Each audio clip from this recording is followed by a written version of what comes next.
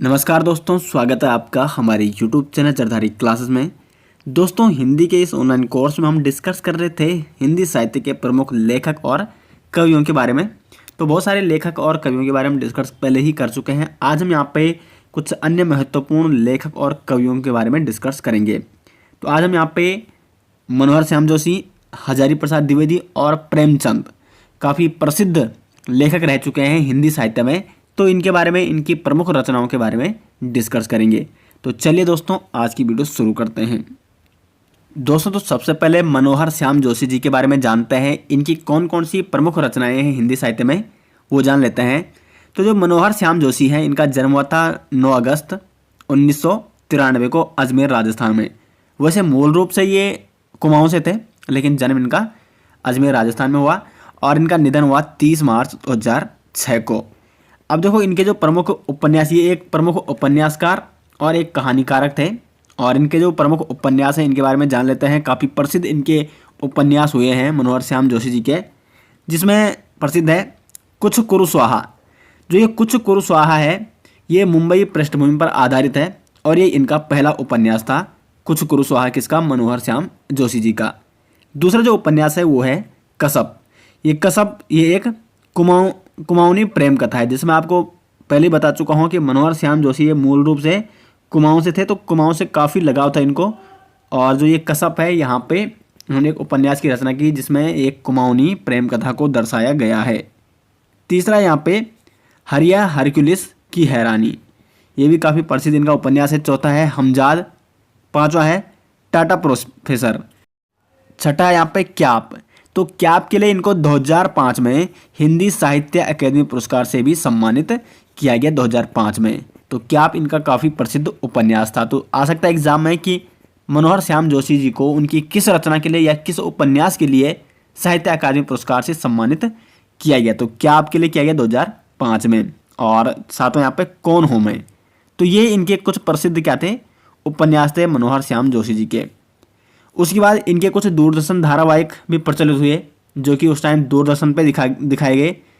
तो उनमें से थे हम लोग, कक्का जी कहिन, बुनियाद, मुंगेरी लाल के हसीन सपने, हमराही, ज़मीन आसमान और गाथा। तो ज़मीन आसमान हो गया, मुंगेरी लाल के हसीन सपने, ये काफ़ी प्रसिद्ध इनके क्या थे, वहाँ पे काफ़ी प्रसिद्ध धारावाहिक थे जो उस टाइम दूरदर्शन पर चले थे। दूरदर्शन धारावाहिक थे इनके प्रसिद्ध, जो ये मैं आपको यहाँ पे बता चुका हूँ। उसके बाद कुछ फिल्में भी थी इनके, जैसे हेराम पापा कहते हैं अप्पू राजा। तो ये फिल्में, इनमें इस जो स्टोरी दी गई थी, ये किसके द्वारा दी गई थी? मनोहर श्याम जोशी जी के ही द्वारा इनकी स्क्रिप्ट लिखी गई थी। हेराम हो गया, पापा कहते हैं और अप्पू राजा। अब देखो, कहानी है जो प्रसिद्ध, इनकी एक काफ़ी प्रसिद्ध कहानी सिल्वर वेडिंग कहानी, आपके सिलेबस में होगा NCERT में 11th-12th में ये कहानी है सिल्वर वेडिंग कहानी। और सिल्वर वेडिंग कहानी का जो मुख्य पात्र है, ये काफ़ी इंपॉर्टेंट है, वो है यशोधर बाबू। जो सिल्वर वेडिंग कहानी है, उसमें यशोधर बाबू एक क्या है, काफ़ी मतलब मुख्य पात्र कौन है? यशोधर बाबू है। और यशोधर बाबू किसके व्यक्तित्व से प्रभावित होते हैं? तो वो होते हैं किसंदा, जो कि एक अन्य वहाँ पे पात्र होता है किसंदा। तो उनके जीवन से काफ़ी प्रभावित होते हैं यशोधर बाबू, या उनके जीवन का, किसंदा के जीवन का काफ़ी प्रभाव पड़ता है यशोधर बाबू पे। और जो यशोधर बाबू होते हैं, वो क्या होते हैं? एक पुरानी पीढ़ी के मूल्यों और आदर्शों से जुड़े होते हैं, और जबकि उनके बच्चे हैं जो, वो नई पीढ़ी के अनुसार जीवन जीते हैं। तो यहाँ पे ये दिखाया गया है कि इस जो कहानी है, ये सिल्वर वेडिंग कहानी, इसमें ये दिखाया गया है कि दो पीढ़ियों के अंतर को किस प्रकार यहाँ पे स्पष्ट किया जाए। और दो पीढ़ियों के अंतर को यहाँ पे स्पष्ट किया है यहाँ पे कहानीकारक, यानी कि इन्होंने मनोहर श्याम जोशी जी ने। पुरानी पीढ़ी कौन हो गए? यशोधर बाबू। और उनके जो बच्चे वो मॉडर्न ज़माने के हैं, वो नई पीढ़ी को फॉलो करते हैं। तो इन दोनों के बीच सामंजस्य या अंतर कैसे स्पष्ट किया जाए, वो यहाँ पे इस कहानी में दिखाया गया है। तो काफ़ी प्रसिद्ध है सिल्वर वेडिंग कहानी। इसके मुख्य पात्र कौन है? यशोधर बाबू, जो कि पुरानी विचारधारा को रखते हैं। अब इनके पुरस्कारों की बात कर लेते हैं। तो 2005 में इनको साहित्य अकादमी पुरस्कार से सम्मानित किया गया क्याप के लिए, जिसमें आपको ऊपर बता चुका हूँ। क्याप इनका एक प्रसिद्ध उपन्यास हुआ, और इसी क्याप के लिए इनको 2005 में साहित्य अकादमी पुरस्कार से सम्मानित किया गया था। और 1993-94 में इनको राष्ट्रीय शरद जोशी सम्मान से भी सम्मानित किया गया। तो ये है मनोहर श्याम जोशी, और इनके बारे में मैंने आपको काफ़ी डिटेल्स, जो इनके प्रसिद्ध रचनाएं थी, उपन्यास हो गया, धारावाहिक हो गए, कहानी हो गए और पुरस्कार हो गए, ये मैंने आपको बताया है। अब नेक्स्ट बात करते हैं यहाँ पे हजारी प्रसाद द्विवेदी जी की।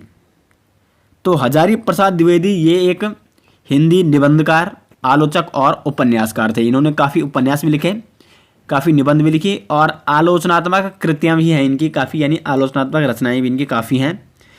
इनका जन्म हुआ था 19 अगस्त 1907 को उत्तर प्रदेश के बलिया जिले में और निधन हुआ इनका 19 मई 1979 को। अब देखो इनकी रचनाएं हैं, तो पहले आलोचनात्मक रचनाएं जान लेते हैं इनकी, क्योंकि काफ़ी आलोचनात्मक रचनाएं भी इन्होंने लिखी है। जैसे सूर साहित्य हो गया, हिंदी साहित्य की भूमिका, प्राचीन भारत के कलात्मक विनोद, कबीर, नाथ संप्रदाय, हिंदी साहित्य का आदिकाल, आधुनिक हिंदी साहित्य पर विचार और साहित्य का मर्म। तो ये इनके प्रमुख आलोचनात्मक रचनाएं थी। निबंध संग्रह की बात कर लेते हैं, तो इनके प्रमुख जो निबंध थे अशोक के फूल से, कल्पलता, विचार और वितर्क, नाखून क्यों बढ़ते हैं, ठाकुर की बढोर, आलोक पर, शिरीष के फूल। तो शिरीष के फूल आपको काफ़ी इंपॉर्टेंट है, ये आपको नोट करना है। अशोक के फूल ये इनके प्रमुख निबंध थे। शिरीष के फूल की स्टोरी आपके पास 11th और 12th की NCERT बुक में भी है, ये सिलेबस में है, तो इसको आपको ज़रूर नोट करना है। काफ़ी अच्छी वो वहाँ पे ये जो निबंध है वो काफ़ी अच्छी स्टोरी है उसमें, शिरीष के फूल है जो, तो आपने पढ़ी होगी, वो काफ़ी इंटरेस्टिंग है। उसके बाद इनके जो प्रमुख उपन्यास थे वो थे वाण भट्ट की आत्मकथा, चारू चंद्रलेखा, पुनर्नवा, ठीक है, और अनाम दास का पौधा। तो पुनर्नवा, अनाम दास का पौधा, वाण भट्ट की आत्मकथा, चारू चंद्रलेखा, तो ये आपको नोट करनी। ये किसके उपन्यास थे? हजारी प्रसाद द्विवेदी जी के प्रसिद्ध उपन्यास थे। अब इनके पुरस्कारों की बात कर लेते हैं। 1957 में इनको पद्म भूषण पुरस्कार से सम्मानित किया गया था और 1973 को इनको साहित्य अकादमी पुरस्कार से सम्मानित किया गया। अब इनको साहित्य अकादमी पुरस्कार किसके लिए मिला? तो वो मिला आलोक पर्व के लिए। तो आलोक पर्व के लिए इनको साहित्य अकादमी पुरस्कार से सम्मानित किया गया और लखनऊ विश्वविद्यालय द्वारा इनको डी लिटरेचर की उपाधि भी दी गई है। आलोक पर इनका एक क्या है, प्रसिद्ध निबंध है, यहाँ पे आप देख सकते हो आलोक पर्व। तो इसी के लिए उनको क्या मिला यहाँ पे, हिंदी साहित्य अकादमी पुरस्कार 1973 में। तो जिस चीज़ के लिए पुरस्कार मिला है वो काफ़ी इंपॉर्टेंट बन जाता है, तो वो आपको ज़रूर नोट करना है। उसके बाद जो तीसरे लेखक हो चुके हैं या तीसरे कहानीकारक हैं, हिंदी में कहानीकारक हो गया, उपन्यासकार हो गए, वो है प्रेमचंद। प्रेमचंद की कहानियाँ तो आपने काफ़ी पढ़ी होंगी बचपन से लेकर, और लगभग सभी बुकों में 9th हो गया, 10th हो गया, 11th 12th हर जगह कहीं ना कहीं प्रेमचंद की एक या दो स्टोरी मिल ही जाती है। तो बचपन से आपने काफ़ी पढ़ी होगी प्रेमचंद की कहानियाँ। तो प्रेमचंद काफ़ी प्रसिद्ध लेखक हुए, प्रसिद्ध कहानीकारक और उपन्यासकार हुए हिंदी साहित्य में, और इनका जन्म हुआ 31 जुलाई 1880 में वाराणसी के लमही गाँव में, और निधन हुआ इनका 8 अक्टूबर 1936 को। तो काफ़ी महत्वपूर्ण योगदान दिया इन्होंने हिंदी साहित्य में। अब इनकी प्रमुख रचनाओं के बारे में जान लेते हैं। तो जो इनके प्रसिद्ध उपन्यास हुए, काफ़ी इम्पोर्टेंट इनके उपन्यास हैं और काफ़ी प्रसिद्ध भी इनको मिली है हिंदी साहित्य में। तो गोदान हो गया, गबन हो गया, कर्मभूमि, इनके सभी उपन्यास लगभग काफ़ी पसंद किए गए हैं लोगों द्वारा। रंगभूमि हो गया, कर्मभूमि, रंगभूमि, प्रेमा वरदान, प्रेमाश्रय, सेवा सदन और प्रतिज्ञा। तो लगभग ये सभी आपको नोट करने, गोदान, गबन, कर्मभूमि, रंगभूमि, प्रेमा वरदान, ये काफ़ी इंपॉर्टेंट है इनके उपन्यास और सभी काफ़ी फेमस हुए हैं। कहानी संग्रह, कौन कौन से इनके कहानी संग्रह हैं? तो पंचपरमेश्वर की कहानी, पंचपरमेश्वर हो गया, बूढ़ी काकी, पूस की रात, काफ़ी इंपॉर्टेंट है, कफन, शतरंज के खिलाड़ी, नमक का दरोगा। नमक का दरोगा जो कहानी है उसमें जो मुख्य पात्र है वो है मुंशी वंशीधर, और मुंशी वंशीधर क्या होता है, नमक का दरोगा होता है, दरोगा। और वहाँ पे क्या होता है कि उसमें एक अन्य पात्र होते हैं, वो होते हैं जमींदार पंडित अलोपीदीन, और मुंशी वंशीधर के पिता कौन होते हैं उसमें, मुंशी जी होते हैं।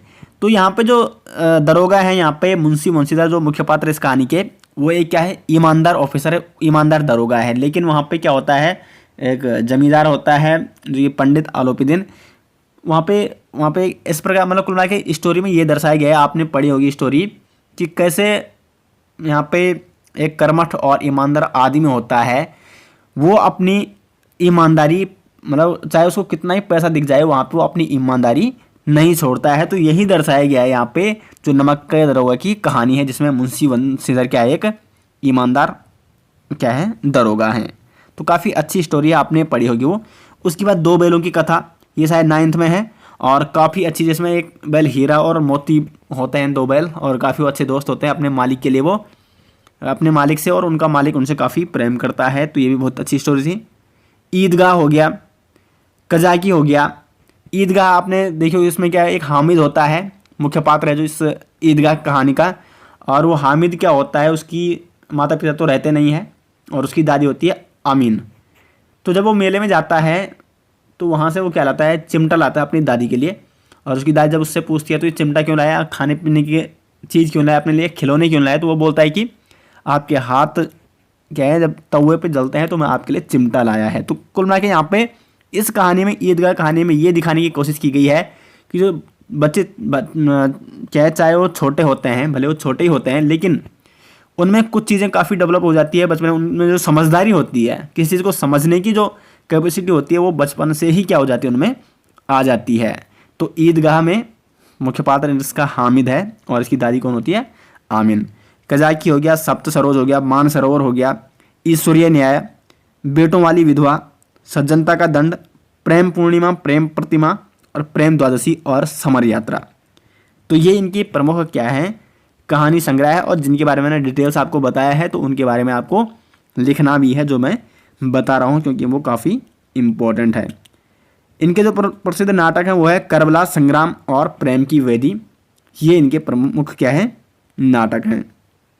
अब प्रेमचंद जी के बारे में थोड़ा डिटेल्स यहाँ पे जान लेते हैं। कुछ महत्वपूर्ण फैक्ट है इनके बारे में कि देखो, इन्होंने हिंदी साहित्य में बहुत बड़ा योगदान दिया है। तो इनके सम्मान में 31 जुलाई 1980 को भारत सरकार ने प्रेमचंद के सम्मान में 30 पैसे का टिकट जारी किया गया। इनके शताब्दी वर्ष पे आप लगा सकते हो, क्योंकि इनका जन्म कब हुआ था, 1880 में। ये देखो 31 जुलाई 1880 को, तो इनके 100वें जो जन्मदिन था, इनका शताब्दी जन्मदिन था, 31 जुलाई 1980 को भारत सरकार ने 30 पैसे का टिकट जारी किया प्रेमचंद जी के सम्मान में।